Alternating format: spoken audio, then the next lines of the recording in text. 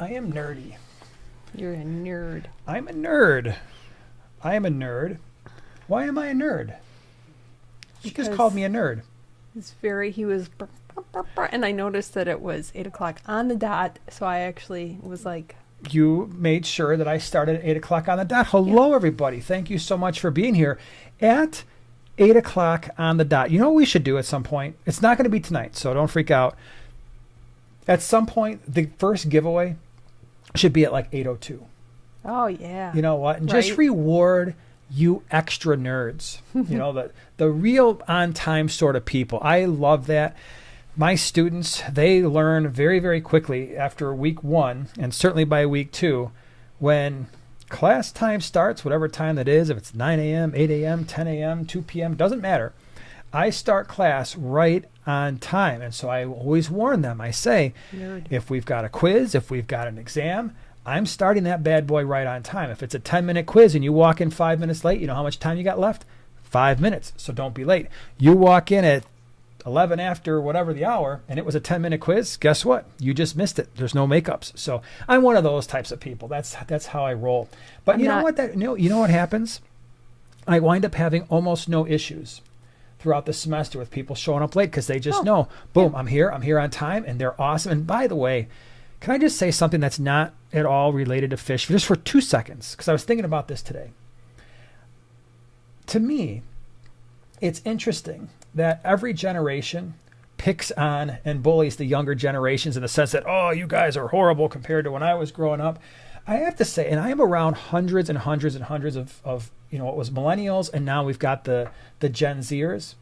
I have found them to be wonderful human beings. In fact, this semester and last semester, I can tell you that I have never had a more polite group of, and not just a few students, I'm talking about 100. I get 100 new students every semester, and they are remarkably polite. And I just find them very pleasant human beings to be around. So I'm going to buck the trend there, and I'm going to say that I've been very happy with the people that, the students that I've had for the most part, who are mostly Gen Z and some millennials still, but I just wanted to share that with you. I wanted to share some good news in the world. So anyway, I also want to start out by saying thank you to, oh my gosh, we got a whole bunch of new members here early in the stream. So thank you very much, Allison and Ivana and Cody and Mackenzie. Thank you so much for being prime timers, prime time partners, primates. Also, Watson's Aquatics. Holy cow. Thank you so much for hanging out with us. I hope you enjoy the experience. The members, I do a lot of behind the scenes things with the fish room. We talk about the fish room bill. They've gotten a lot of information there. I bring in a lot of fish for the swaps and stuff. So, you get to see that as well. And you get to see all the things that's going on. So thank you so much. Mac22 has been a member for 7 months. Good morning, all. Yes, I guess in your part of the world, it is early morning there. So thanks for hanging out with us. You must be a night owl. Is that what it is? You're just like, man, staying up late at night. It's probably some peace and quiet, right? I would imagine. Late at night / early in the morning. Because what are they, 6 hours? What are you, 6 hours, 7 hours ahead of us? Yeah, so you're like 2 or 3. Yeah, so night owl. It's a nice time to just have some peace and quiet. Either that or you work third shift and you're just hanging out and being like, yeah, this is my time. Whip, thank you so much for being a member for 14 months, plus probably the 2 years you were a member before your debacle. Hiya, beautiful people. Let's get tanked. Smash those thumbs up. Oh, nice job. So, yeah, we're already smashing thumbs up early in the stream. Thanks for that. And thank you to Whip in the second floor. And I see Oink is here, our moderators, hanging out, chilling with us. Appreciate it every single time you're here. And, so things that we're doing today. We don't have a super big, long topic. It's really about you. It's about your questions. We're going to get into those in a few minutes. So hold them just for a few minutes because I don't want you to waste a question right now. And then it goes up the stream. It goes up river, upstream. Get it? Because it's a live stream. And then pretty soon I don't get to see it. And then you have to re-ask it. Or it's like, oh, man, he didn't answer it. He must not like the question. No, don't worry. We'll get to them. But I did want to mention things that we've been doing this week. I did a video on a fish tank stand that may or may not be a great deal. It's a very long video. And so what I did, for those of you who really don't... Ever. Well, it's up there. But it's basically a 2-part video. Part 1 is the review of the stand. So I kind of flipped everything around. I did the review of the stand after I built it. But then I also take people along. For those of you or for people who ever buy the stand, they can learn how to put it together. Pretty easy to do. But that part took a while. So at least the first 7 or 8 minutes, it's all about the review. So you could check that out when you'd like to. I think it's pretty cool. And then today, I thought your video was interesting. And yes, I did watch it. So don't even go there. I watched the video. Nice. Yeah. So Nice what was job. it about on the small scape? Tell us all. Oh, it was about a filterless tank. Should you or shouldn't you? Should you or Did should I you or not didn't go I? filterless tank? Yeah. So you talk about that, huh? So the advantages, disadvantages type thing? You got it. Your pathway to maybe or maybe not a filterless tank? Okay. Right. So check that out on the small scape. Tomorrow's the members thing. And then Sunday, of course, we'll have the video out for everybody to chill. I've got a cool video in store, I think, hopefully. Hopefully you feel so. Finsanity Aquatics. Love the name. Thank you so much for being a prime time partner. M&C says, the new gallery looking good so far. Thank you very much. We did some more work this week. We painted another wall, or at least half of another wall. Half of it. We got the stand together, that was the video on Sunday. And tomorrow, so I was going to do this on Monday. I was going to go out and buy all the wood to build the 225-gallon stands for the gallery. And it was, at least around here, it was a high of like 37. And I had the time to do it. I'm like, I don't really feel like being outside cutting all that wood at 37 degrees. And so I decided to wait until tomorrow because it's supposed to be in the 50s and it's supposed to be sunny. I can bring the table saw out there in the backyard and cut all the wood, and that's what I plan to do. And we got all the canister filters in, and yes, it is true. Yours truly, who has always said, boy, you know what? I'm really not a big fan of canister filters because of all the maintenance. I have found some canister filters that are going to make maintenance a whole lot easier, and I plan to share those with you both as we're doing the build outs, and then I will do full reviews on these canister filters. But I'm excited to have something, because one, they're super quiet, and I get the advantages, just the amount of media that you could put in the canister filters, and they're quiet and they're hidden. Totally understand all that. And in the gallery, when all of this that you see, well, not this, the stuff that you don't see, I guess, all the equipment, that's eventually going to go down in the gallery, or down in the gallery. So live stream will be down there, and it's got to be quiet, right? Because you don't want to be hearing bubbling things. Yeah, you don't want to be hearing air pumps. You don't want to be hearing hang in the back filters doing what they do and water splashing. It's fine, but it's not fine at the same time. So Lynn says, I love my Oaza canisters. That's good to hear. So it's like you were reading my mind, Lynn. How did you know that you love them? Maybe I will learn to love them, not learn to love them, but share my potential love for them as well. So definitely. So that's what's going on there. We have, by the way, thank you very much to all the people who came out to the GCCA swap, both to say hello and those of you who bought all the fish, because we were sold out pretty quick.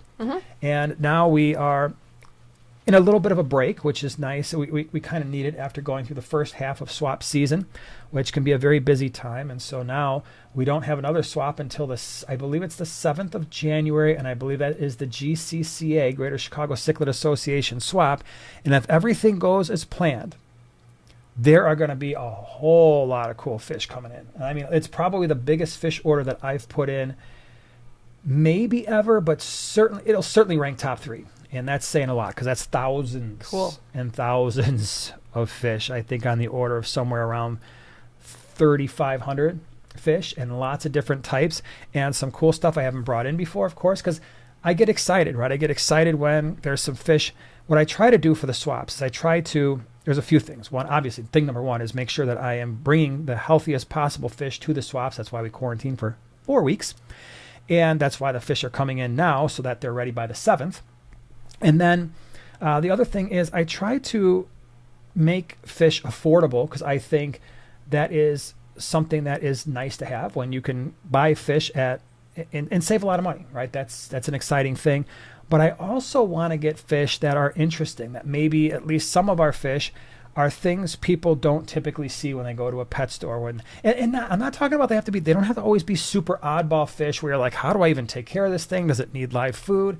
That's not what I'm talking about. I try to bridge that gap where, hey, here's some fish that you don't often see that are still affordable, that are going to do well in our water, right? And water that most people are going to have when they buy fish from around our area. And so I try to balance all those things. And so I'm hoping it'll be pretty cool. You guys will see those and be like, wow, yeah, that's pretty awesome. So we got a bit of a break coming.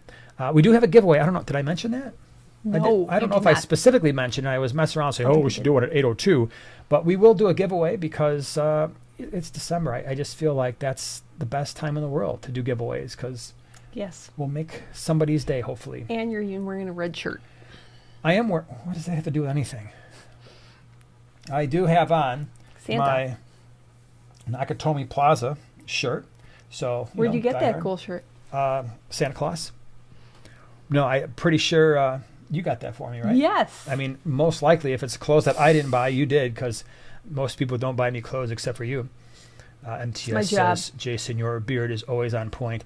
Not always, but today, I mean, I guess it's doing okay. I'm not going to complain.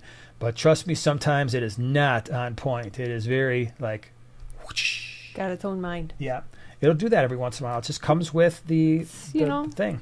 Homegrown dogs, Christmas, Merry Christmas. Same to you. That was supposed to be one of these, and it turned out to be I don't know what. I don't know what that was. So, are you live? No, this is a recording, Richard. We're not live, and I didn't just read your comment. Ooh. No. Yeah, we are. We are live and in person. So you get to ask your questions, and hopefully we'll get to answer as many as we can, because that is what the goal is. That's what we want to do. All right, so do you have anything you'd like to say? Yes, Oink says, I wanted to let you know to look out for 2 items heading to your P.O. box from me. What? One is on the way. The other is still being constructed. So nervous. Hope you like them. Oink. Thank you so much. So that's sweet. awesome. Really appreciate it. All right, let's see here. If, by the way, and I'm sure, Oink is put this out before, and I know Whip does too.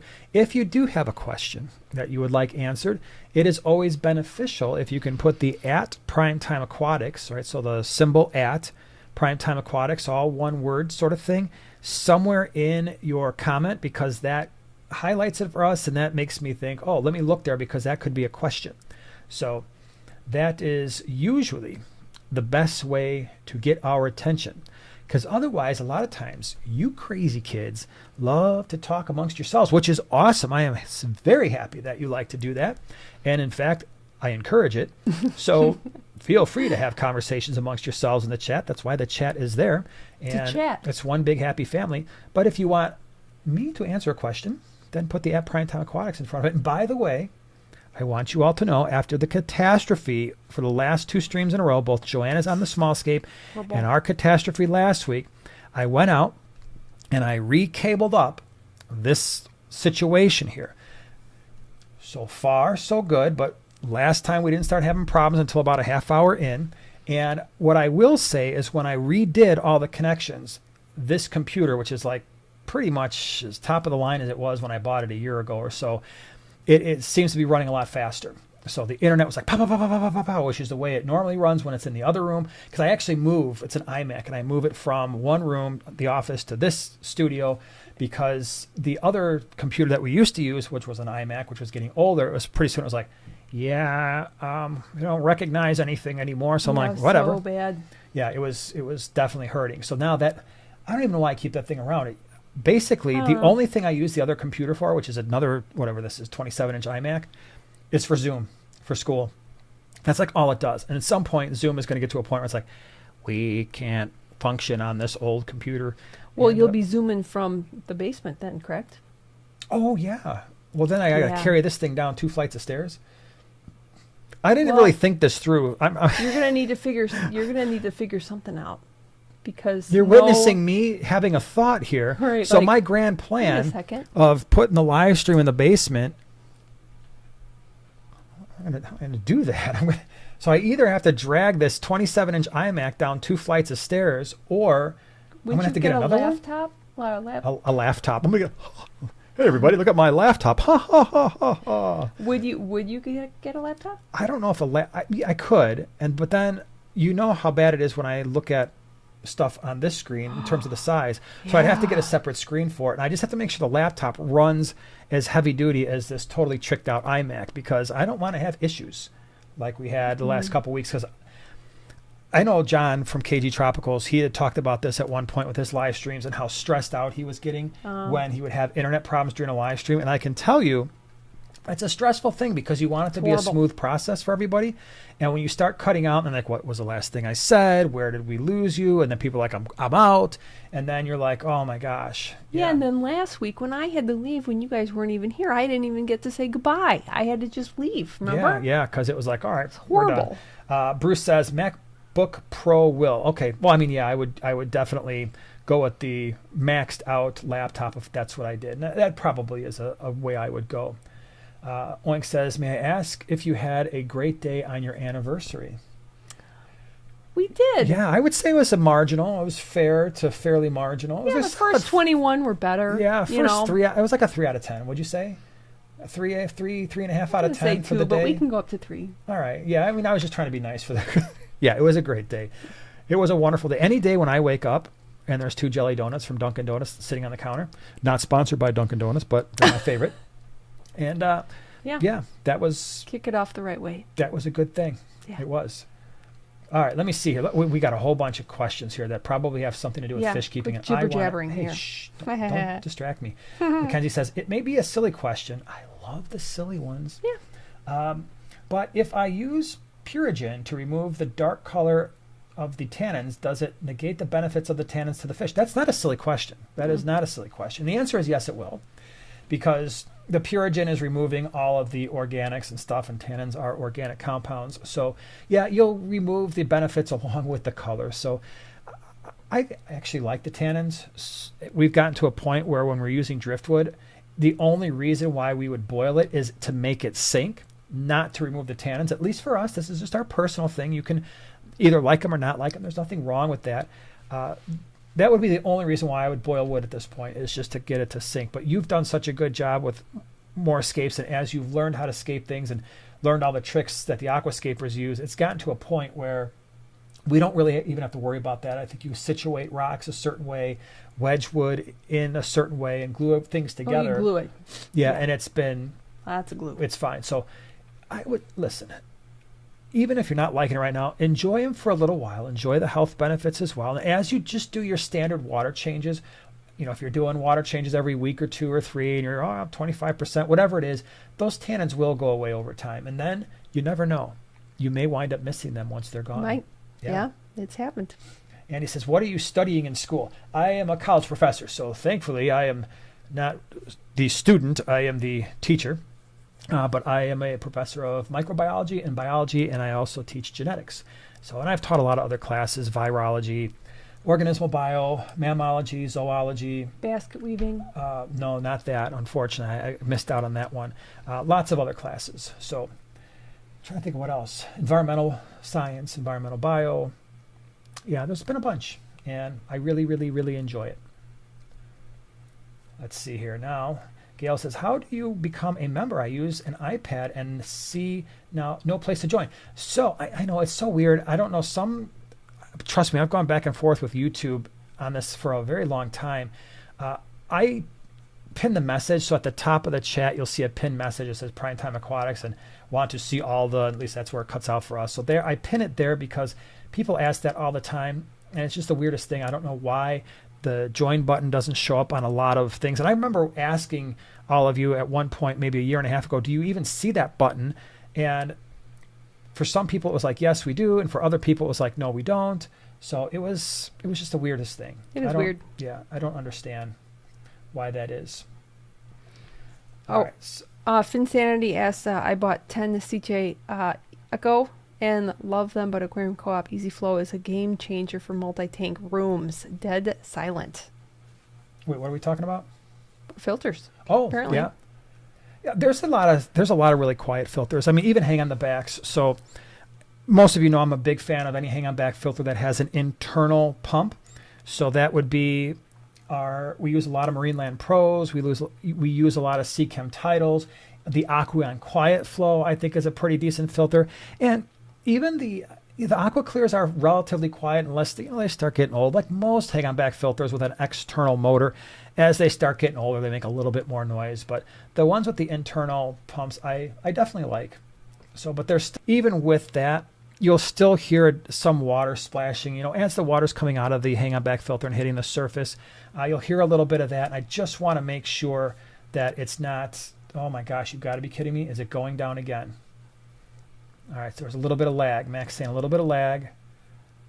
I'm really hoping I fixed that situation, but... That's funny because it's 8:20. Was that what time it happened last time? Well, you just said that it was like 20 minutes into the stream.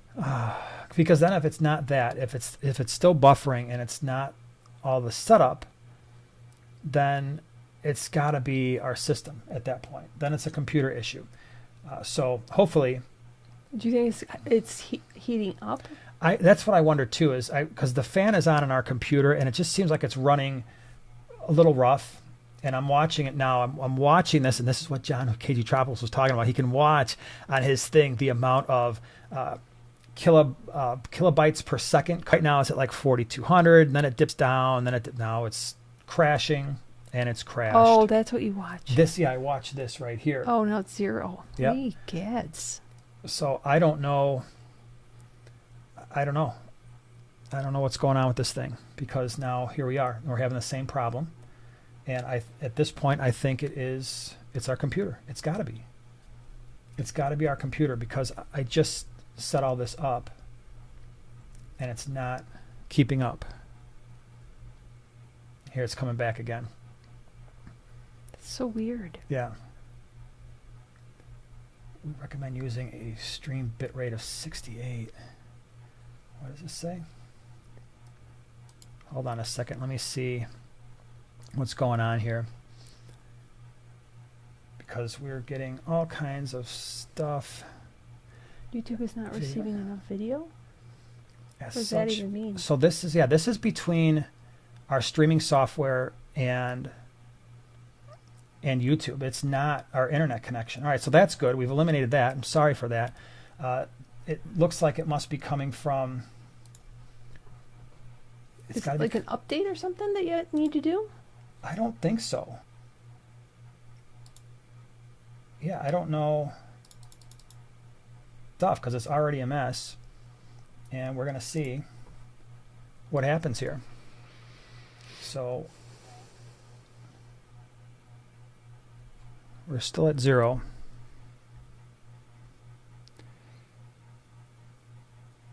And I don't know.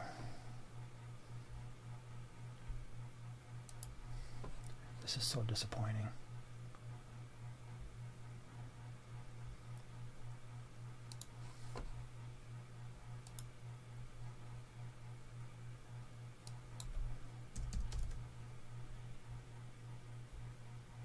The streaming audio bitrate is 160, which will... Yeah, I don't know because what's going on. Do you hear that? Yeah, that's the fan on. That's the fan kicking on.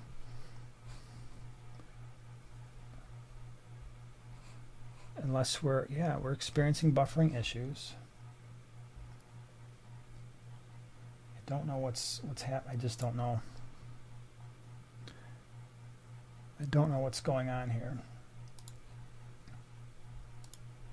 Let's see if we go down here. Let's try this. See, this works. We're making a comeback. Perhaps. No. Nope.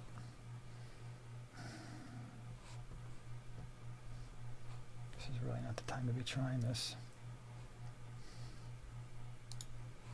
Can hear, but image is lagged. Right, so okay, so hear? wait.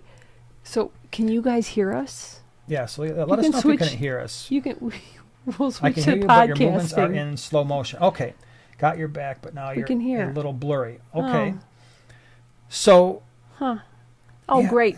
So that means that we're like freezing in really weird spots. Yeah. We So look weird just all don't the look at the time. screen right now. But anyway, we're gonna see if we can make this work. It looks like we're making a comeback here. There is obviously something. That's what's going on. So it looks like there's something going on between our software and the YouTube streaming thing. So that's my next thing. Apparently between now and next week, I have to get a different software situation going on, because it's not working, and it's going to make everybody angry, and it's going to make you have a bad experience. So we're going to try and do this and hang out and see what happens. Drew says, I'm an IT admin. We had a reoccurring outage that always happened at the same time of the day. Equipment was causing a power surge and knocking it out. Put the router on a UPS, fixed it. I don't know what a UPS is. I'm a little IT not smart about that stuff. Ooh. But here's what I just did, and I'm hoping it works. The thing was screaming at me to lower the audio or the output audio bit rate to 160. So I think I had it up around 288. I lowered it to 160. Video bit rate on our equipment is at 4,000 kilobytes per second. And we're at 1080. I think that's our stream setting is 1080, 30 FPS. So Mackenzie says I can hear and see, but it's like stop motion. Okay. Very Tim Burton. Right. I'll take that very Tim Burton. Yeah, we're gonna awesome. see if maybe that, I don't know how the audio bit rate would be messed up. But yeah, the thing is, when we're talking about, the ISP, the internet service provider, I don't think that's the case necessarily, because if I take this computer and I put it in the other room and I'm just doing normal things on the internet, I have no problems whatsoever. It's only when I move it in here, I got that new, like all the new cords and everything, and it was running really well.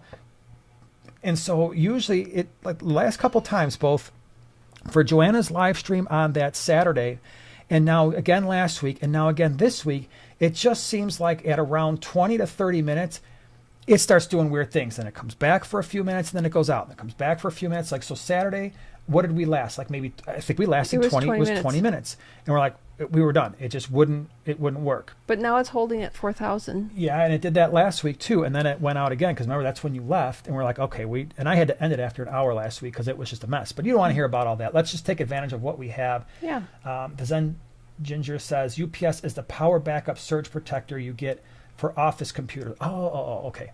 UPS, uninterruptible power supply. So we need that. And the thing is I don't know why it's a problem now. I mean, it's just, that part of it hasn't changed in 2 years, and we've never had really issues until recently, the last couple weeks. And that's why I was hoping that maybe it was a loose connection from the router all the way here, because it's hardwired in, but it's not, I don't know, apparently that's not it. So, but I might try write that down. UPS is a must here with the amount of power surges we have. So I will look at that. Okay. Could be brick wall. Yeah, that very well may be. All right, ask your questions. Let's try to do this thing. And Garcia Aquatics says, it was great meeting you at Daytona, and you guys are really awesome. It was great meeting you as well. Hey, glad you were there. that was super fun. Yeah, it was great Chris meeting says, you. is it Spectrum? Our work at home folks lose connection. No, we have Comcast. And by the way, I have like the maxed out Comcast upload and download speeds. So it's as fast as it will go without having to get like a brand new dedicated crazy router. It's the fastest speed that I can get using a Comcast router. So, yeah, it's crazy. It's crazy stuff. You know what I want to do? Can we do the giveaway? Yeah. Can we do the giveaway before this thing does something else? Please forgive us if something happens, okay? And we're just going to make this easy, because get a number. I don't want to mess around. Again, please, hopefully this doesn't go down in the middle of it. If it does, I'm sorry. Oh, my gosh. But we're going to try our best. First thing I have to do is explain the giveaway, and so I'll just have good thoughts here. First thing. We just got this today. As you know, we are partnered with Amazonas Magazine. This is the Expedition Fish, and it's going to have all kinds of really awesome fish from Africa, and some cool barbs and all kinds of stuff. And again, if you don't know what Amazonas Magazine is, you should. It is by far the best fish publication and one of my favorite publications on all the face of the earth. We are partnered with Amazonas. By the way, great stocking stuffer here for the fish lover in your life. Imagine that popping out of a stocking. We have a code for you in the description if you want to check that out. Prime timers get, or prime time members, or prime time, not even members, but just people who watch the channel, they get a little bit of a sweet deal here. So check out Amazonas. So we're going to be giving away the brand new issue of Amazonas, awesome magazine. And then Corey Aquarium Co-op was nice enough to send us more stuff for giveaways, and it's the plant care package. And so we're going to have some easy root tabs, and we got some easy green here. So for those of you who like to use fertilizers in your aquariums, we got you covered, both with the root tabs for your root feeding plants and for your water column feeders. So you're getting all of these things. So one winner is going to get the root tabs and the easy green fertilizer and the Amazonas magazine. So you're going to win all three of those things. Now what you have to do is you have to type in a number between 1 and 20. Go. So let's do this. And what is that number? Oh, and make sure you're on all messages. Yeah, because that helps. Yeah, because then you're going to have the same order that we do. We are done. We're done. Pretty sure we're done. Yeah. Yes, we're done. You can stop typing of the numbers now. Man, I'm glad at least we got all the numbers in, because that would have made me feel bad if we like pooped out on us and we were in the middle of typing in the numbers or something like that.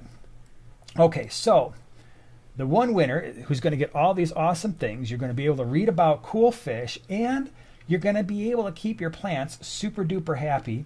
I have this person. Yes. Okay, so it was number 15, and Jeremy Plants, you are the winner. Yay! So provided that you live in the Congrats. United States, I probably should have mentioned that first, in the 48 continental United States, you are the winner.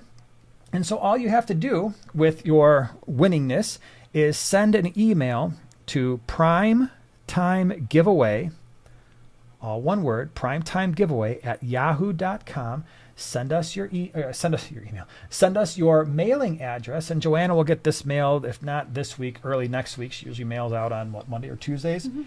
So we'll get that out to you. And don't worry, like I said to all the people who didn't win, you kind of do win, because if you go into the description and you check out the Amazonas link, I promise you there is a link there for this.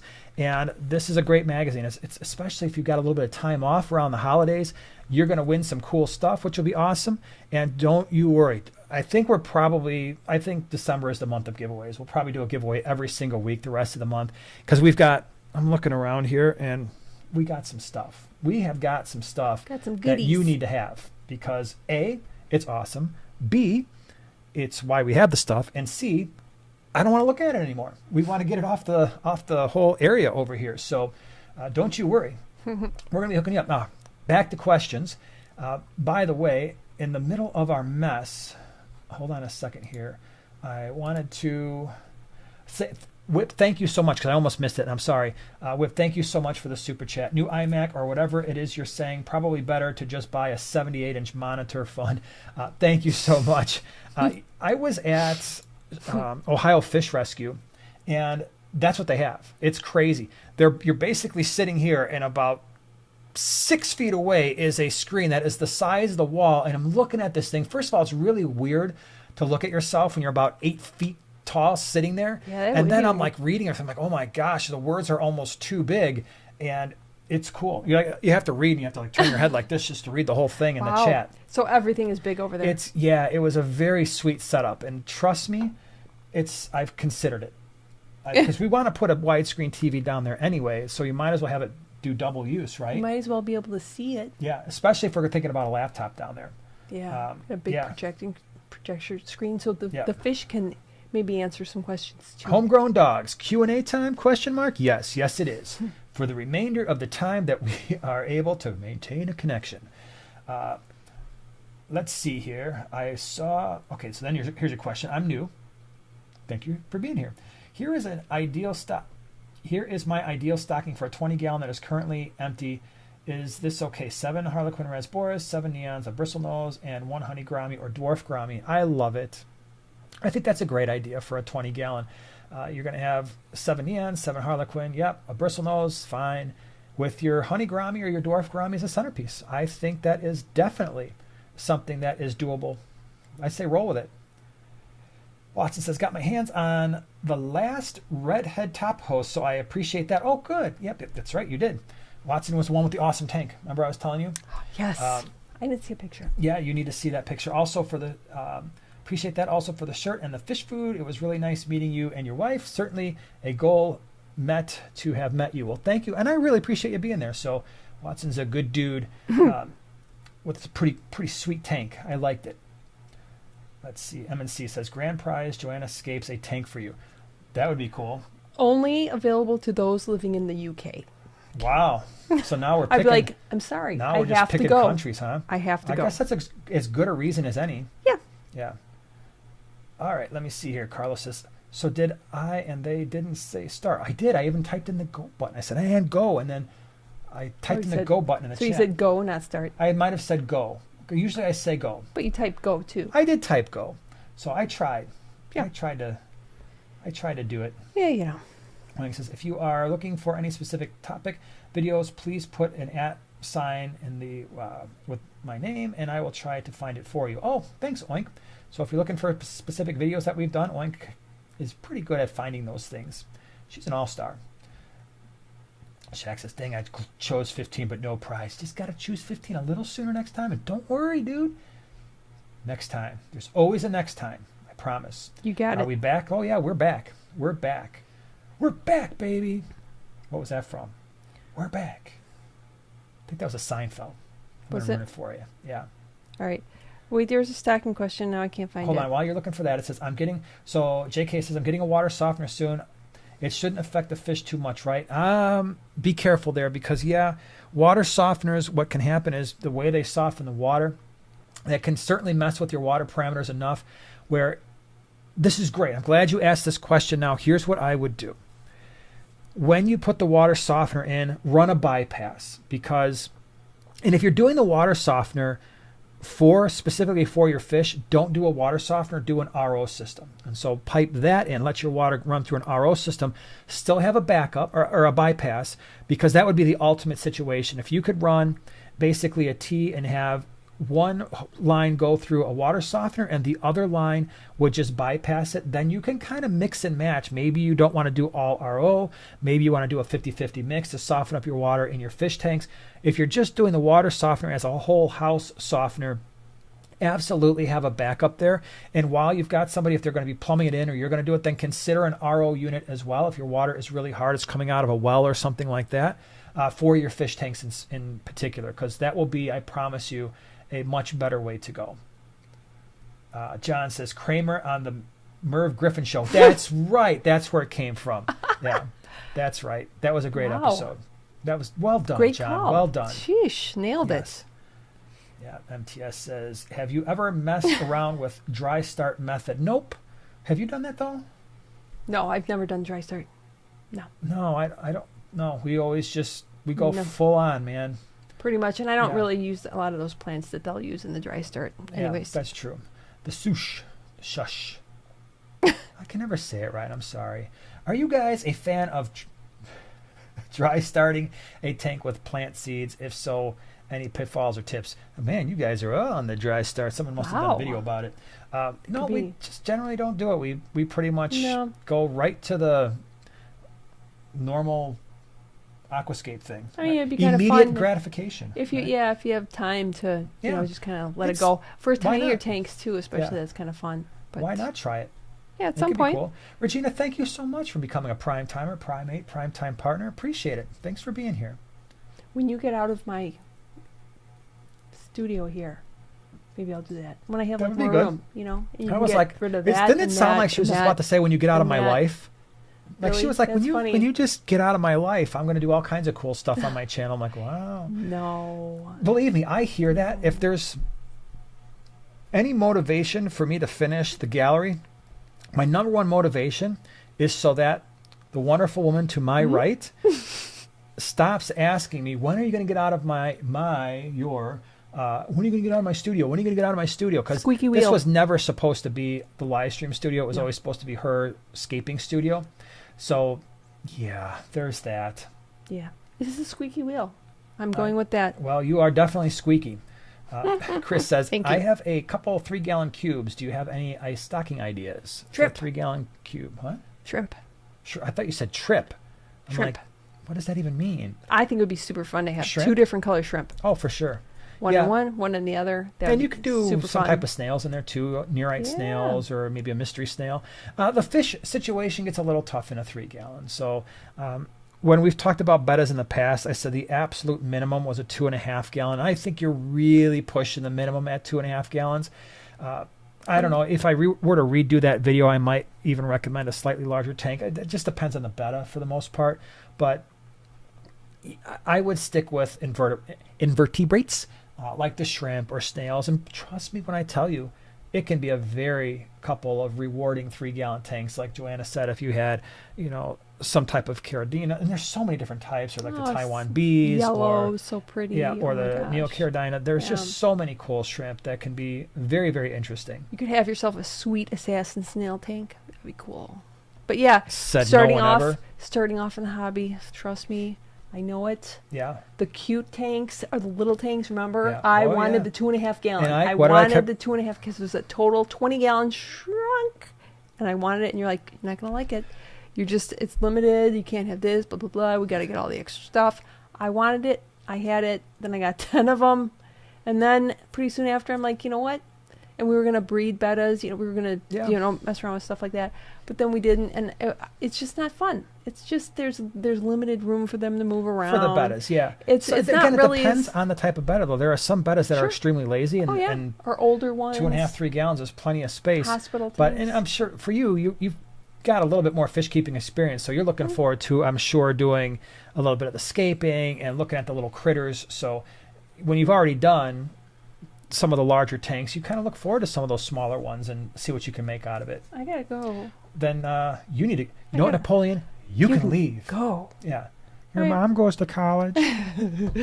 Joanna got in trouble last week, and well, actually the week before too, because she's supposed to be picking up our number 2 son at 9:00, and sometimes when she slacks off a little bit, she doesn't get there till like 9:05 or 9:10, and then our poor youthful one, who's now 16, so he's gonna have his license pretty soon. So this situation is temporary, where she has to leave, but yeah. I gotta roll. Bye-bye. Everybody Nice wave seeing bye-bye. everybody. Wave bye to Everybody Juice have a- Box. have Everybody a wave. Literally do wave. it. Yeah. What movie is that from? Everybody wave. Literally do I it. don't think they got Wave it last bye to time. Juice Box. Have a They'll great wait. week, They'll do it everyone. this time. Yeah. John says, are you guys doing Festivus this year? Yes. Hold on.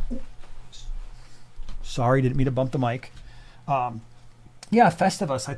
Pretty soon we're going to be doing our airing of grievances. So most definitely. I mean, that's one of those things when it comes to Christmas movies. You got to add in the Seinfeld Christmas. I mean, that's only, I think it just needs to be done. Michelle says, bye, Joanna. Thank you for saying bye. By the way, Michelle, how are the volcano tetras doing, the new ones? Are they fitting into the group? I wouldn't imagine there'd be too many problems, but just curious because you got 4 more. Now you got quite the collection of, like, oh, dang it, I keep saying volcano tetras. I'm pretty sure I'm never going to get that out of my brain for the rest of my life, even though they're volcano barbs. And people corrected me, like when I did the short on that, and they were right to do it. It was just when they showed up on the list, they list them as volcano tetras, and they're not. They're volcano bitterlings, which is a different type of fish. But now that's always been stuck in my brain. So I'm sorry. I'm sorry that I would do that. But at least on the species profile, I really made a point. Did you hear the door squeak? Can anybody hear that? So did you just hear the door squeak as she opened it and closed it? I'm just curious, because we've always wondered that on a live stream. These mics do a pretty good job of not catching a lot of stuff, but hey, you guys heard the squeakiness. Okay. People ask, like people come over like, see, TM Fish Keeper, WD-40. I get it, bro, but I want you to think for a second. Imagine it's 2:00 in the morning and you're fast asleep. Someone tries to walk into your front door. They're not sneaking in. You know why? Because the big old squeaky noise is going to wake up the dogs and they're going to go crazy and everything is good. So it's kind of like a mini alarm that's totally free. How about that? So I actually recommend have a squeaky front door and a squeaky back door. So there you go. That's my thing. That's the reason why I don't put the WD-40 on it. Not because I'm lazy, not because I always forget. It's because I want a built-in alarm. Okay, let's see here.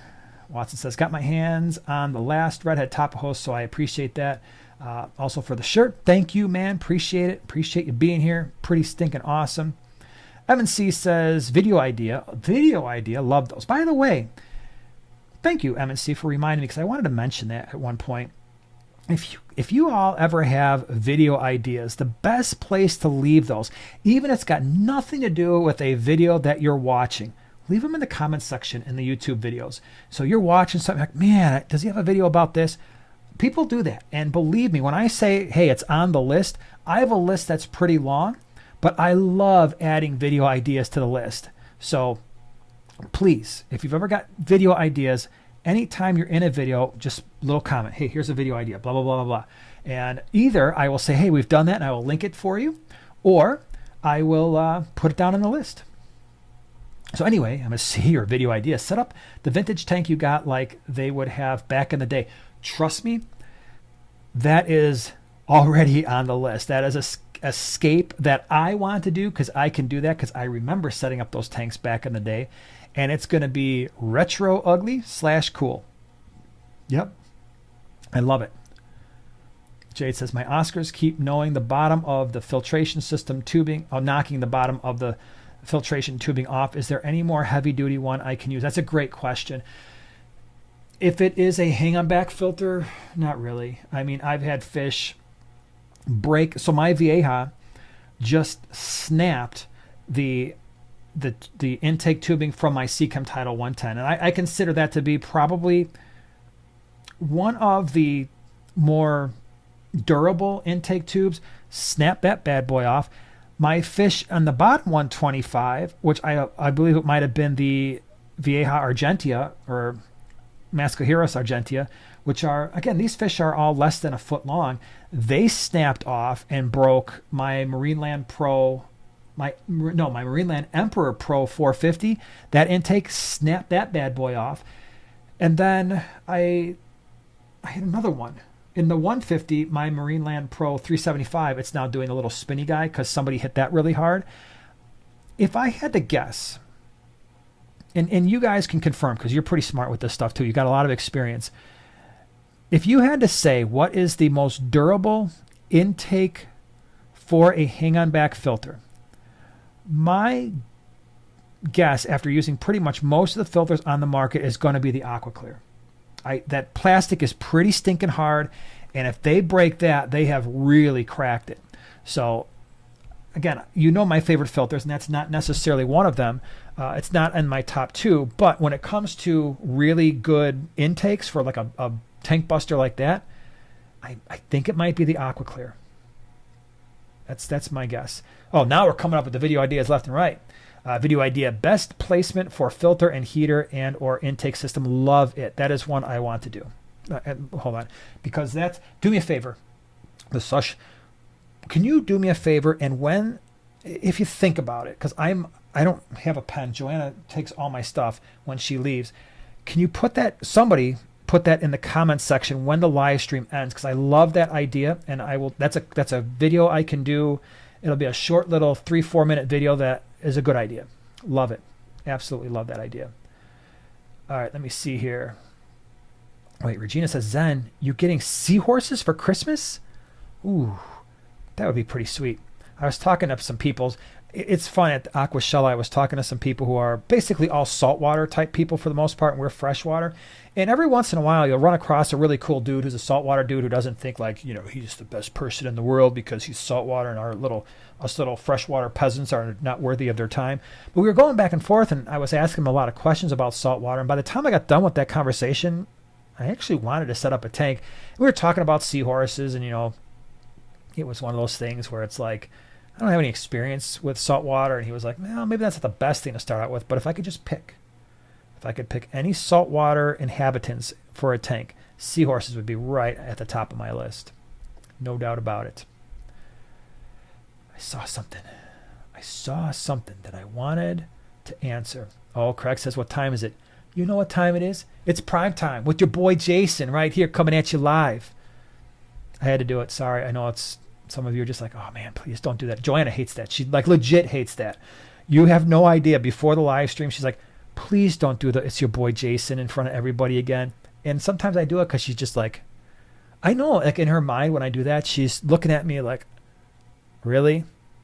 I hate when you do that. Not even like a fun hate. She just hates it. So now that she's gone, I can do, it's your boy Jason here coming at you live as many times as I want. And we can say that green neons are horrible too, and she won't even know that we said that. I don't actually believe that. Maybe I do. No, I don't. I like green neons. But we can at least say that they're horrible fish, and there's nobody here to give me a look right now. Look at that. Look. Imagine. She's right here. They're awesome. They're horrible. See? Fake Joanna, she can't even defend the green neons right now. Love it. That's right. Don't pretend like you guys don't do that sometimes with your significant other. Be like, oh yeah, well, we're going to have a conversation. This is what I should have said 10 minutes ago. Blah, blah, blah, blah, blah. And you feel all better. Like, you said your piece to your fake significant other. It's very therapeutic. All right, let me see. Jeremy says, had some. They are great. They are. Yeah. So nerdy. I never claimed to be normal. So, and in fact, it's funny when I tell my students that I call them nerds sometimes, because throughout the semester, it's funny how some of them transform into true biology nerds, and they even start getting my biology dad humor. And I'm like, when they laugh, I'm like, it happened to you. Like, what? Like, you're now a nerd. And first they take offense to it until they realize it's a cool thing. Let's see here. Exolato Post says, how do I get my pea puffers to eat? They won't eat anything other than snails, and I'm about to run out. Sometimes you can't. So here's my recommendation. When we've had pea puffers, and we've had quite a few, snails obviously are a big thing. And by the way, snails can be very, very easy to cultivate. If you have a second tank and you start, even with just a few snails, you put some Repashy, a sinking wafer in there, something where they can eat. Trust me, at some point you will get a lot of snails, way more snails than you can feed to your pea puffers. One of the things that you could try, I don't know if it's any more convenient, but a couple of our pea puffers would actually eat live baby brine shrimp, so they like that. Some of them took to frozen bloodworms. As long as we chopped them up pretty small, they would eat that. I don't recall ever having my pea puffers eat like prepared foods like pellets or flakes, though. So it's usually one of those three things. But the snails, I know there's a lot of people who are like, trust me, we can get some snails. The other thing, too, is if you are, I don't know where you live, but if there are any opportunities to go to any swaps or auctions or anything like that, you could ask people just like, hey, do you have any snails? Sometimes people are just, they bring, because they know people have puffers and stuff, they'll bring bags full of bladder snails. And basically, here's a bag for $1 because they're just trying to get rid of them. Shaq says, I agree, seahorses are pretty darn cool. Yes, they are. Thank you. We're in the seahorses are cool. All right, let me see. Chattanooga, Ed. Oh my gosh. You know what we have here, everybody? The power couple. The fish keeping power couple. Chattanooga, Ed, and Oink are both in the house at the same time. I love it. Hanging out. Two very wonderfully awesome people. Homegrown says, just looked up neon tetras. They're beautiful. They are. Now, there's lots of different types of neon type tetras. You've got your standard neons. You have your green neons, which a lot of people would say they're not actually green. They're more of a light blue, less red. You have the cardinal tetra, which happens to be out of those three my personal favorite, especially now that I found cardinal tetras that are thriving in our harder water with a higher pH. And then you've got the black neon. I think of all of them, they're the hardiest. And basically, this is, I'm saying that. There you go. That's on the cover of, Amazonas magazine. We've got some black neons there. Very, very hardy fish. Almost always have them in the fish room because they live a very long time. So love them. Absolutely love them. Sherry says, my male seahorse gave birth this morning. I've never seen anything like it before. It was beautiful. That's actually really cool.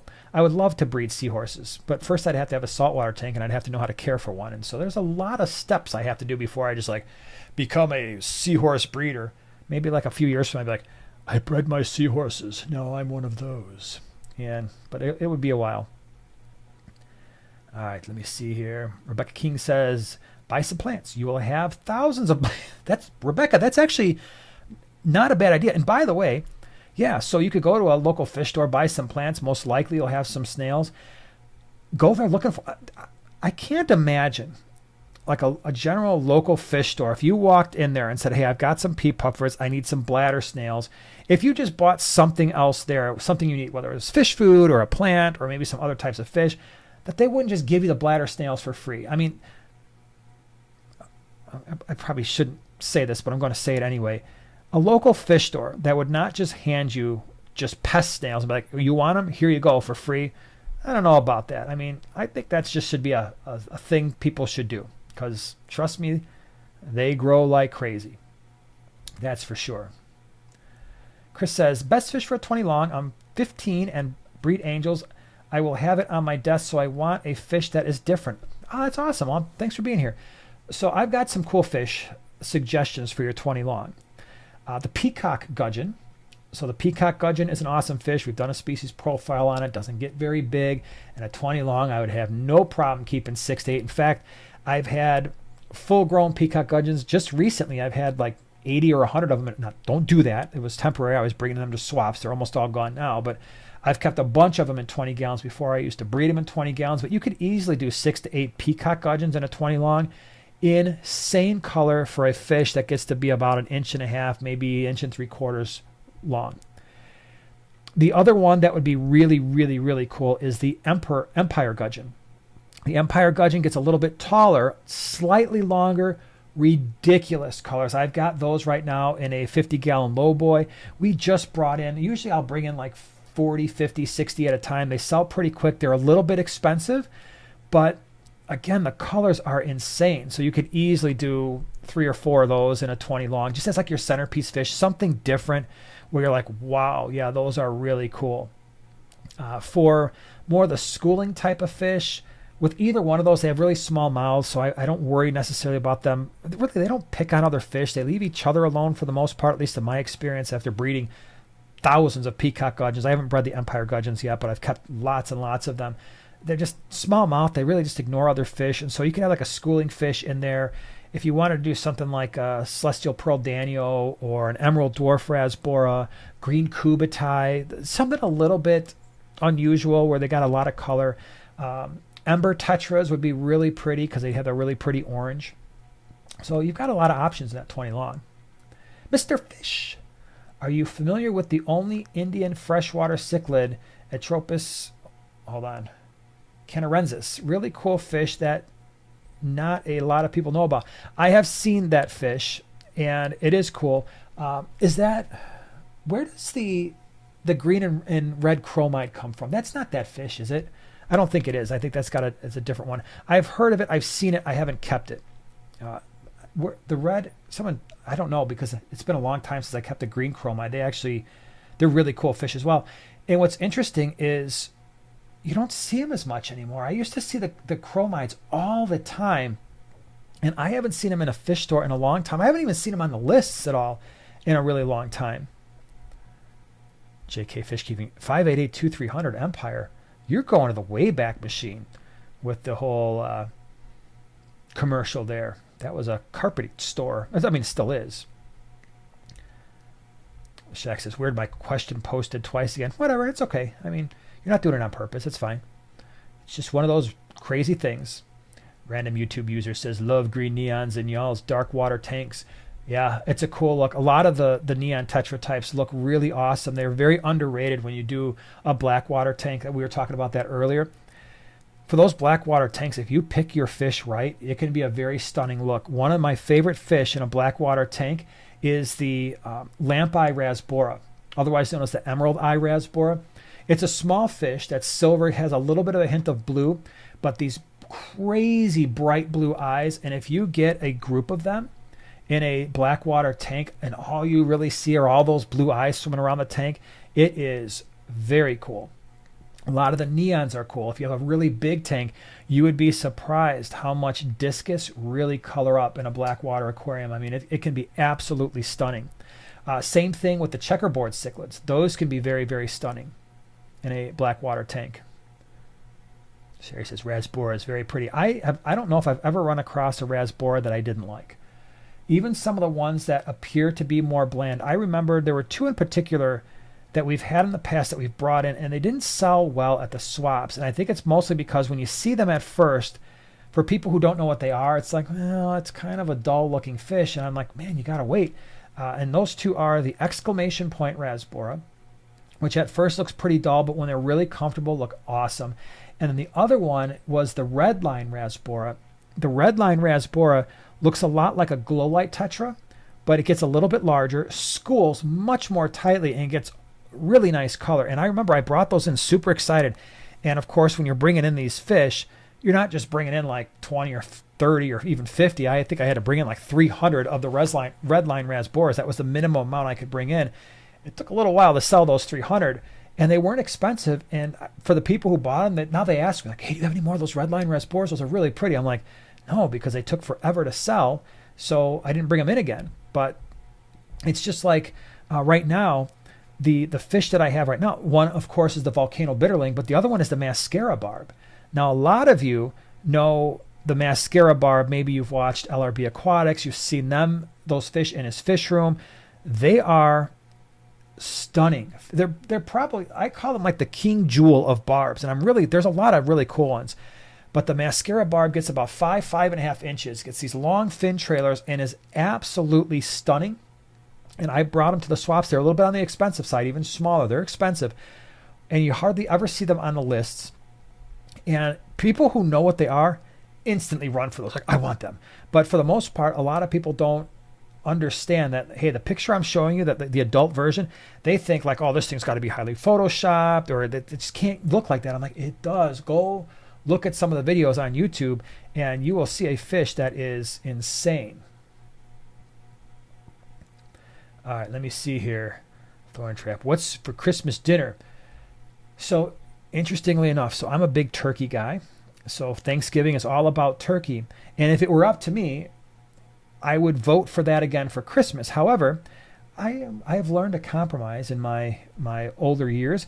And what we do for Christmas is we have Polish sausage with with horseradish and mashed potatoes. And I still get my cranberries, my canned cranberries. So I'm a happy guy. And it's so good. Oh, yeah. I look forward to it now. Chris says, hey, anyone have any rare angels they'd sell? Chris, for angelfish, if you're looking for rare stuff, check out the Wet Spot and check out Aquabid, because those are two places where there's some rare fish.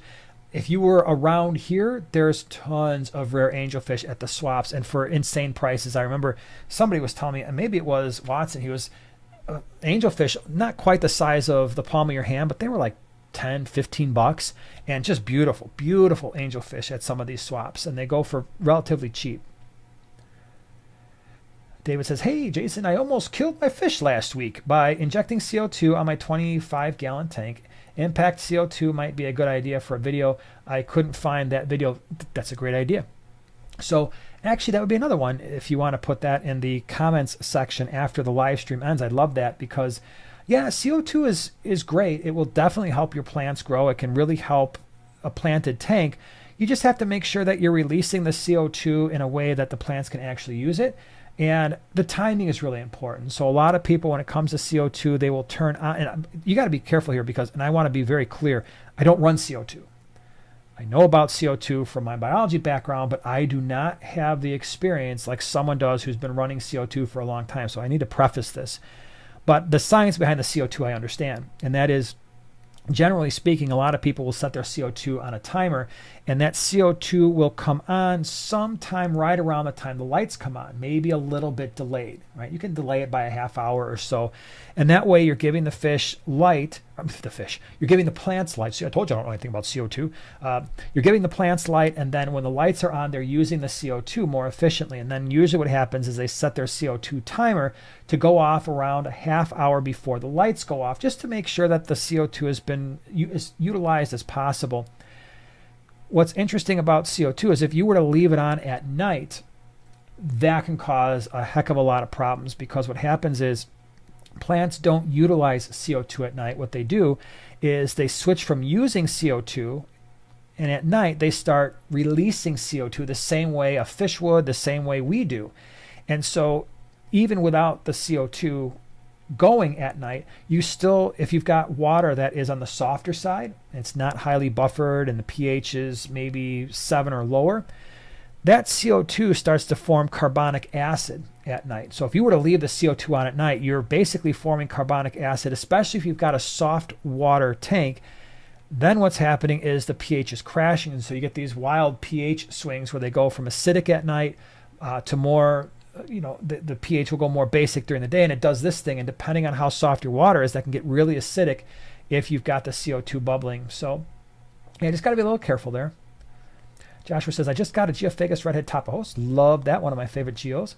I'm in love with it. I only have a 29-gallon, and the store employee said I should only stick to one in that tank. Think I could pull off 2 more. I agree with the store employee. I would definitely keep it to 1. And you'll have to be very careful if you add anything, because typically for me with the Geophagus topos, I recommend at least a 40-gallon breeder for one. If I'm trying to add a pair, I want at least a 4-foot tank, because they do get to be pretty close to 5 inches or so. And with one another, if they don't have space, they could become somewhat aggressive. They're not overly aggressive, I wouldn't say, for a cichlid at all, but certainly not more than a pair. But I would just keep it to one and look to try to upgrade the size of that tank for that fish at some point. They grow really, really slow. So if you bought a 2-inch Geophagus topos, you do have some time, probably 6 months or so before you start to possibly stunt the growth a little bit. But a 40-gallon breeder or larger would be awesome for that fish. But that's a great fish. I'm glad you got it. Blake, thank you so much for the super chat. Had a big fish loss recently. I'm sorry. In my 55-gallon freshwater tank, where I lost 4 of 6 Congo tetras and 6 of 10 tetras. My water parameters were checking out good.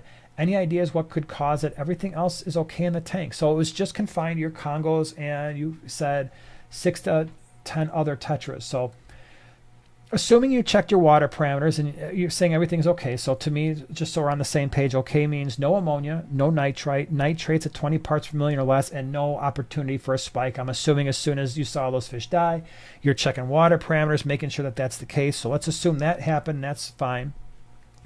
The next thing is, did you add anything new to the aquarium? And that could be driftwood, rocks, other fish, even if they came from quarantine.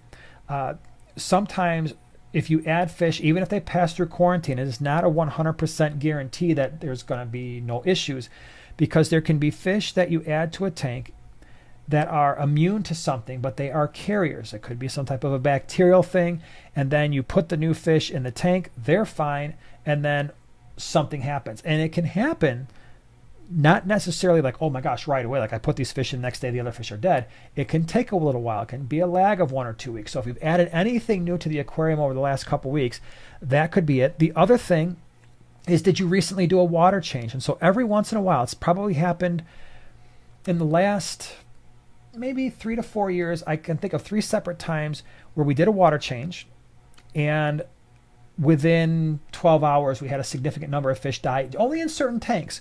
So the way it happened, from my recollection, the last time this happened, we did water changes.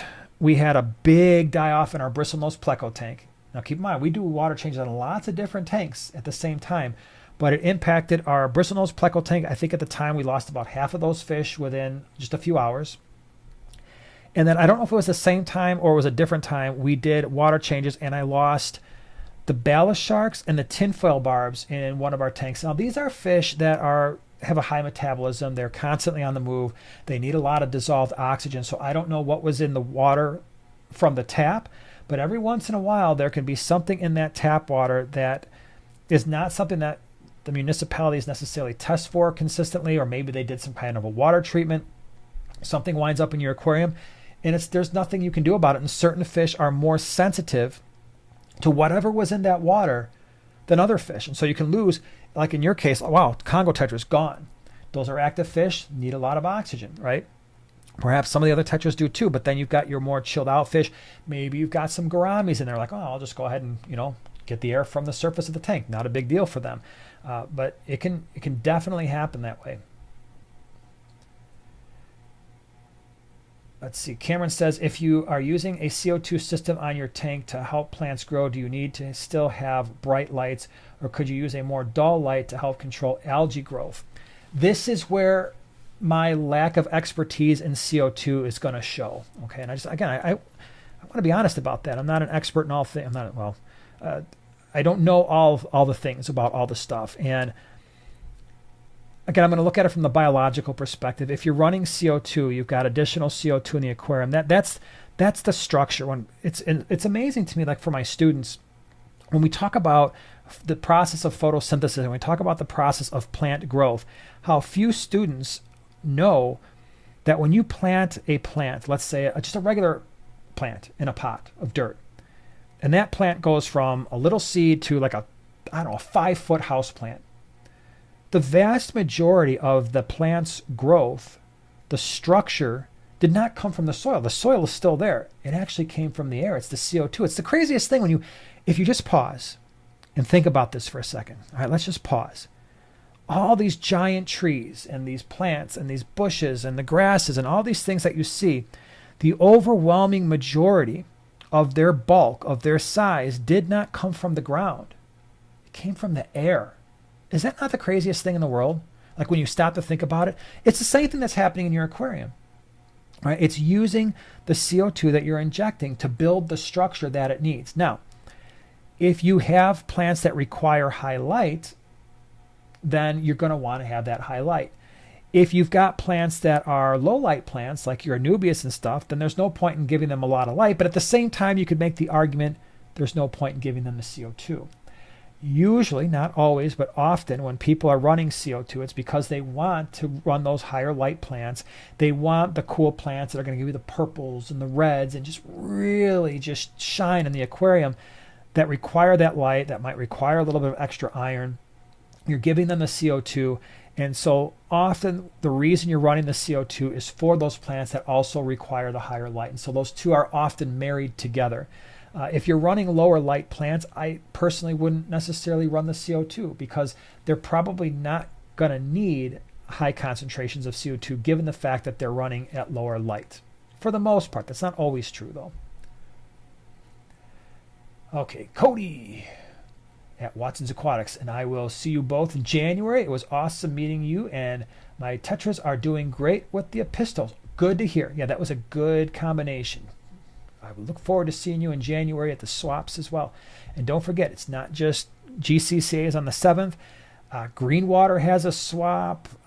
Maybe the next weekend, and Quad City has a swap. They're like 3 in a row. There's one on the 7th, one on that following Sunday, or I don't know. They're 3 weekends in a row in January. It's a huge swap month. That's why we're bringing in so much fish, so many fish.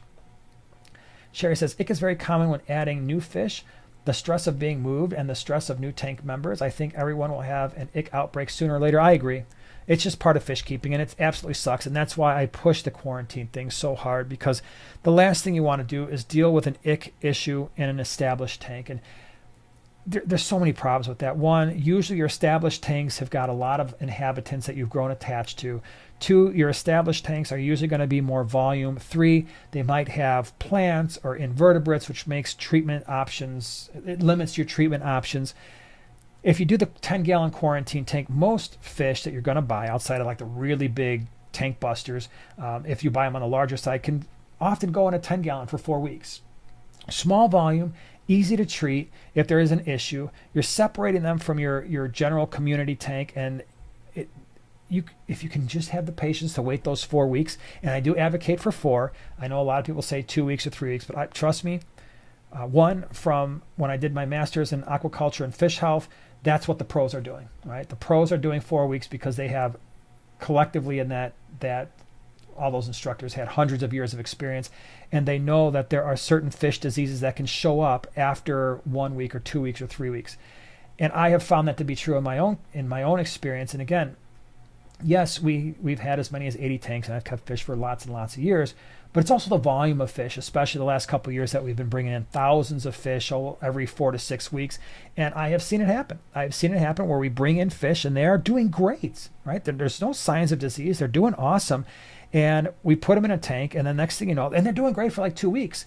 And then all of a sudden you lose a couple. Now you're looking at them like, wait a minute, what is going on here? Why are they're just funky looking? And then you got to start treatment. So if it can absolutely happen. So just trust me, have the patience. It just saves so many issues. David says, hey, Jason, you see, I would love a CO2 video from your perspective. It'll come. I think the way that's going to happen is when Joanna gets this studio fully set up, this is all going to change for her in the backdrops of her videos. I think that's the perfect opportunity to run CO2 probably in these tanks will most likely be gone, but she'll set up other ones. And it will be a great opportunity to possibly run CO2 to all those tanks at the same time, which is going to free her up to do any type of plants that she wants. Once that happens, I think that video will eventually appear. Mac, thank you so much for gifting the 5 Primetime Aquatics memberships. Really appreciate it. And because of your generosity, we've got Cameron and Sherry and MTS and Midi Mac and Christina are all new Prime Timers. Thank you so much for doing that. That was awesome of you. Really appreciate it. Someone asked last week, and I forgot to mention, they asked the question, what's better, a gifting memberships or a super chat? super chat or gifting the memberships. And it really, if you're in the position to be able to do that and you feel like doing that, either one, it's great. I mean, it's nice when people get to experience the membership thing. It's also, the super chat thing, it doesn't matter. I'm here for you because I like this. So when people do that, it's really nice. But I am here to hang out with you guys and hopefully answer as many questions as I can. Twin Cities guppies, dude, what is going on? Hey, Jason, miss hanging out with you guys. Hope you guys are all doing well. Can I just tell you, Twin Cities guppies, it's been a while since, I think the last time we saw each other was there was a couple Aquashellas ago. If you are looking for guppies, and I'm not sponsored by them, it's just, I know Twin Cities guppies. I've known them for a long time. First of all, they're some of the nicest people on the face of the earth. They've got a store up in the Twin Cities. And I'm telling you, the guppies there, I know so many of you have had problems with guppies in the past. A lot of the store-bought guppies are questionable at best because a lot of them are coming all from the same places. I personally have had guppies from Twin Cities Guppies, and if you want to go back and look at the dumble ear guppies I've shown on the this channel a number of times, that was from them. Those guppies were unbelievable. I mean, they were so hardy and so amazing, and high-end guppies, I would say for sure. So glad you're here. Glad you're hanging out with us. Appreciate you being here. But awesome guppies, without a doubt. Rebecca says, do you prophylactically treat for parasites? Hold on. While fish are quarantined, especially guppies and live bears. So I don't do that.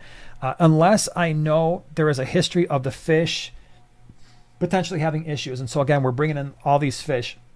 I will put them in their tanks. I don't do anything with them. I will observe them, especially for the first couple days. Usually within the first couple days, if there are going to be issues, I can kind of see that. Because I am skipping steps, right? I'm importing the fish. Because I'm doing that, I actually find ick to almost never be a thing. I think in all the time that we've ever brought in all these large quantities of fish, I might have had an ick outbreak once or twice. And I mean, it's very, very rare. So that's not a huge concern of mine. What is a potential concern are internal parasites and then external bacterial and fungal infections from time to time. But those are typically things you can see, even if you've got just a few fish. You start to see those signs. That I can see, and once that happens, then yeah, it's game on. But I do not just throw meds in an aquarium just for the sake of throwing meds in the aquarium. That's just not what I do, unless there is a fish, like I said, that is like I absolutely know, either because of the source or because of what they are, there is a very high likelihood that they are going to be carrying something. So, but no, and again, one of the things we talk about in microbiology is the incidence of antibiotic resistance, anti-protozoal resistance. So the protozoans are single-celled eukaryotic organisms, ick being a great example. There is anti-fungal resistance at this point as well. When I did the interview with APET, it was, the title of the video is I think it's called the most important video I've ever done. You're going to hear the door squeak in a second because Mom and Eli are home. But when I did that video, we talked about antibiotic resistance. And this is a guy who has been in the fish business on a large scale with APET. I mean, they bring in, you wouldn't believe the size of their facility and they're bringing in fish by the truckload multiple times a week. And he talked about the incidence of antibiotic and antiprotozoal resistance and how it's happened over the years since he started, and it is a thing and it is happening. And so I don't want to contribute to that if I don't have to. And keep in mind what a lot of people don't understand, who don't understand the microbiology behind what's going on. Antibiotic resistance is not confined to microorganisms that exclusively infect fish. Microbes have the ability, some microbes have the ability to transfer antibiotic resistance genes through plasmids to other types of microbes. And some of those microbes infect humans. Some of those microbes might wind up when you're doing water changes, might wind up in the aquatic environments in nature. And they can exchange genes sometimes, and sometimes those antibiotic resistance genes get transferred to microbes that do impact human health and other animals. So I don't like putting meds in aquariums unless I need to. right? And my big concern, and one of the things that we discussed in that APET video, is the ick parasite resistance to the anti-ick meds that we use. If we run into continued issues, and he talked about how the concentrations of some of the meds that he was using, the formalin and the malachite green and stuff like that, have gone up considerably over the years since he started, because some of these ick parasites are becoming resistant to these meds to the point where the meds are no longer useful. I mean, imagine a place, for those of you who live in Canada, you understand what I'm talking about because you can't use those meds there. I think that was an overreaction, but I understand why they did it, because when those meds are no longer useful for treating ick, we've got a heck of a problem. Right? We've got a big problem. And so I want to be really careful. Erythromycin is another one, right? So again, how many of you have tried to use something like, and again, this is not a knock on the company, but it's just the more we use things like erythromycin, the more we use things like metronidazole and a general cure, the more resistance potential there is, and the less useful it's going to be the further on down the road. And keep in mind as well, antibiotic resistance can take time to establish itself, but once it does, it's really hard to go backwards. And in the fish keeping community, these meds have been around for a while, but they've been a lot more popular over the last 10 to, let's say, 15 years. And we could be creating a problem that we don't fully understand or appreciate until it's too late. So that was a long-winded answer, and I'm sorry for that, but that's my feelings on it. Catherine says, how do you feel about treating issues with salt? Absolutely. Salt is a great option. If it is, so salt for treating ick for the fish that are not super salt sensitive, you don't have plants, you don't have a bunch of invertebrates. That's why, again, quarantine, because salt becomes a much better option if you've got live bearers, if you got cichlids. You're like, oh man, I'm going to put that salt in there, 1 tablespoon per 3 to 5 gallons. We're cool. You got the invertebrates and the plants, and you didn't quarantine. You're like, well, now that's going to kill everything. So that's not a good situation to be in. But absolutely, salt can be a very good, certainly a good preventative. And so you could certainly do that in a quarantine tank. But again, you got to make sure the fish are not super salt sensitive.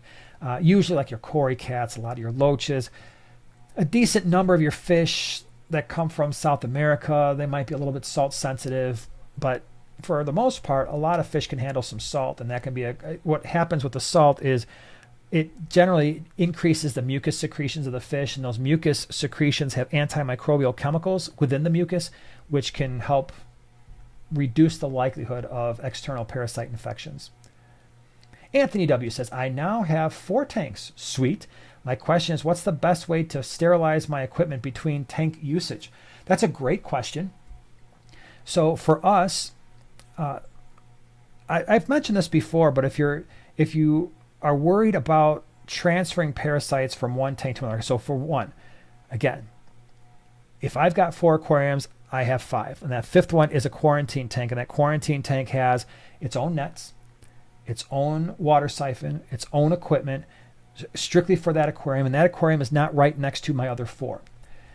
When the fish are transferred from the quarantine tank to the new tank, we're assuming that the fish are healthy after 4 weeks, and that's safe to do so, which also means that most likely the equipment that we're using is also probably in pretty good shape, but we're always isolating that equipment to that one tank. If we do that, then what we can do is those other 4 tanks, for the most part, like for us, we've got sections of tanks that share a siphon, that share a gravel vac, that share nets. But since we quarantined in other sections that are where that equipment is isolated, the equipment that we're using for our display tanks and the 4 that you're talking about are generally safe. I'm not worried necessarily about transferring stuff between those tanks that are sharing that equipment because the other fish went through the quarantine process. But to answer your question, nets, 10% bleach solution works great. I don't find that, at least the nets that we have, they don't fall apart necessarily or disintegrate. At least they haven't, and we've had the same nets now for many, many, many years. I don't 10% bleach solution them every single week, but certainly maybe once a month. With the gravel vacs, believe it or not, the drying process helps, especially the part that actually goes in the tank.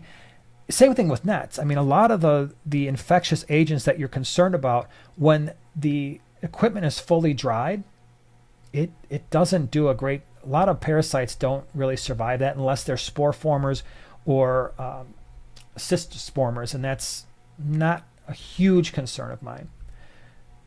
Hydrogen peroxide spray. So you can spray hydrogen peroxide and stuff. It breaks down to water and oxygen gas. So it's relatively non-toxic, especially after it dries. It's not a big deal. So those are some of the things you could do. I mean, and there's commercially available like anti-parasite solutions and stuff, but I find the 10% bleach solution works just fine. Sherry says, any scaleless fish salt is bad for. Yeah, I again, like your clown loaches and stuff like that, they don't really like a lot of salt. They do fine with Icex. They don't like copper safe. So again, it's best with your scaleless fish. Like clown loaches, my gosh, if you've got them in a tank and you're putting new fish in, quarantine the fish for 4 weeks because you don't want to have a problem with those. Excuse me. Chris says, what is a good size tank for 7 1 to 2 inch Frontosa? Long term, if I had 7 of them, I'd want some type of an 8-foot tank. And when I did the species profile, I don't think people realize how huge that tank was. I think it was like 10 or 12 feet long. It was probably 3.5 feet tall and at least 3 feet wide. And there was a big group. Fronts get huge and they get tall and they get bulky. You're looking at a 7 foot long fish. So I know it's kind of a tall order long term, but me personally, they're going in an 8-foot tank. Could you get away with like a 6 foot 220? Maybe, possibly. I think that's probably what a lot of people would say, but it's just my personal opinion. I want an 8-foot tank for them. They grow really slow, so it's not like you got to run out and do that right now. They are very slow growing fish. So 1 to 2 inch fish, if you had a 6-foot tank of any size, you're probably in pretty good shape for at least a year or two. Carlos says Florida sun and heat does a trick with cleaning and quarantine gear. Absolutely. Sun is great because you got a little bit of UV light going on there. So, yeah. Blake, thank you so much for the super chat. The other Tetras I was referring to in my tank earlier, Cardinal Tetras, and it was after a water change within a week I lost them. It could have very well been. If nothing else new was in the tank, there could have been something in that water that was stressing them out. Maybe doing either dissolved oxygen or maybe there was something introduced, some type of a chemical that, because Cardinal Tetras can be a little bit finicky sometimes, and the Congos can at times as well. David says, I like hydrogen peroxide with lights turned back to water rather quick. Yep. Tanked up rock bottom temperature for rosy barbs. I maybe 72, 73 would probably be as low as I want to go. Sean, I am 13. What fish should I start breeding? I have 2 5-gallon tanks. That's a great question. If I had 2 5-gallon tanks, to maximize your breeding, and especially if you're thinking about, hey, you know what, maybe at some point I'd like to sell some of the inhabitants from those tanks, I wouldn't go fish. What I would actually do is consider some type of shrimp. Depending on your water parameters, do a little bit of research, but usually the easy ones to start with are the Neocaridina.